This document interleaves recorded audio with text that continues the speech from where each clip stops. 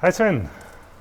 So, when I have a look around the SELENE guide, what I see here unfortunately is a lot of debris which looks like glass, which is scattered all over the instrument.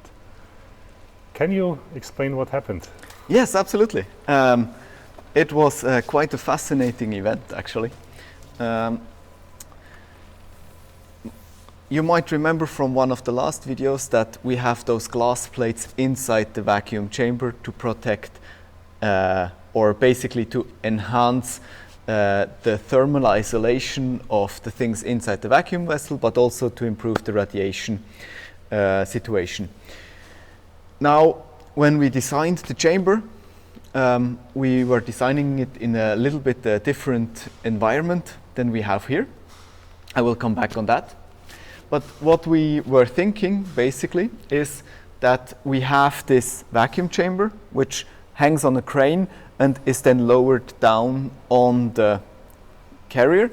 And we've been thinking about this lowering process. So basically, the chamber flies in, is lifted onto this. This can be done very precisely and is then lowered down. And we thought we want to avoid any collision between the chamber and those aspects here, or cables that are laying on the ground. Now, that was exactly the thing that we needed for PSI. We shipped this SELENE guide to ESS, and we have a slightly different environment here. Basically, what we have here is a crane height which is much higher than the hole we built this thing up inside. And maybe if you look from this side here, you can see that our metrology horns that are discussed in another video and the guiding rods for the SELENE guide vacuum lip, they have different heights, and actually the metrology horns are higher. So what happened now is we lifted out this vacuum chamber. The crane height that we have here is more than double the height than what we had at PSI. So basically, with a very little angular error on basically just the rope not being 90 degree or vertical, but slightly off, it happened that the chamber here came off and we had no way to control it, and it crashed slowly but steadily into this hook here, or into this horn.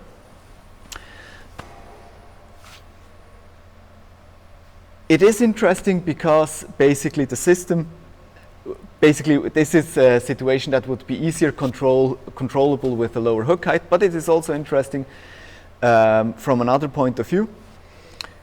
The height of this rod is basically defined by the rod that has the most external limitations, basically the rod which is integrated to the bunker wall.